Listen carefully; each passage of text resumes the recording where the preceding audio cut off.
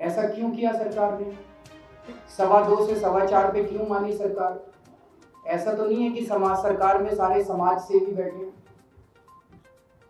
रिलायंस को फायदा क्यों पहुंचाया? जरूर रिलायंस ने कुछ ना कहीं किसी मंत्री की जेब भरी होगी, इसीलिए पहुंचाया। सन 2000 में मुकेश अंबानी की रिलायंस इंडस्ट्रीज लिमिटेड को एनडीए सरकार ने, जिसमें भाजपा अहम हिस्सा थी, उन्होंने केजी बेसिन में गैस निकालने का ठेका रिलायंस वालों को दिया। क्यों दिया गया ठेका? इसलिए दिया गया कि हमारे देश में गैस और तेल बहुत ज्यादा आयात करना पड़ता है। उम्मीद थी कि रिलायंस सस्ते में जल्दी और ज्यादा से ज्यादा तेल और गैस निकालेगा। और एक डॉक्यूमेंट है जो कहता है कि 11th प्लान तक 2010 तक हमारा देश गैस के मामले में आत्मनिर्भर हो जाएगा, सेल्फ रिलायंस, सेल्फ सफिशिएंट हो जाएगा गैस के मामले में। ऐसी उम्मीद की गई थी और रिलायंस को ये ठेका दे दिया गया था। 2000 से लेके आज तक रिलायंस ने केवल मनमानी और दादागिरी करने के सिवा कुछ नहीं किया। 2004 में रिलायंस ने कहा कि हम लोग $2.25 प्रति यूनिट के हिसाब से 17 साल के लिए गैस देंगे। पिछले 2000 से लेके आज तक का इतिहास ये दिखाता है कि इन्होंने दादागिरी करने के सिवा कुछ नहीं किया और भारत सरकार इनके सामने बिल्कुल बेबस नजर आती है। तो 2004 में इन्होंने कहा कि हम 17 साल तक $2.25 प्रति यूनिट के हिसाब से एनटीपीसी को गैस सप्लाई करेंगे।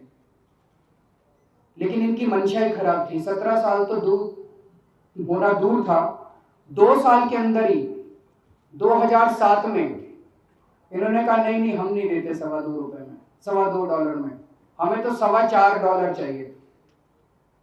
अब एक जिम्मेदार सरकार की क्या जिम्मेदारी थी?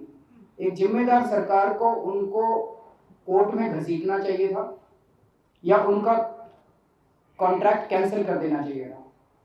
लेकिन 2007 में प्रणब मुखर्जी साहब की अध्यक्षता में एक एम्पावर्ड ग्रुप ऑफ मिनिस्टर्स बनाया गया और कहा गया कि $4.25 के हिसाब से आप गैस दे दीजिए। उन्होंने $4.25 मांगा रिलायंस वालों ने और सरकार ने कहा ठीक है, आप $4.25 के हिसाब से 2014 तक ये गैस दे दीजिए। ऐसा क्यों किया सरकार ने? 2.25 से 4.25 पे क्यों मानी सरकार? ऐसा तो नहीं है कि समाज सरकार में सारे समाज सेवी बैठे हैं। रिलायंस को फायदा क्यों पहुंचाया? जरूर रिलायंस ने कुछ ना कहीं किसी मंत्री की जेब भरी होगी, इसीलिए पहुंचाया।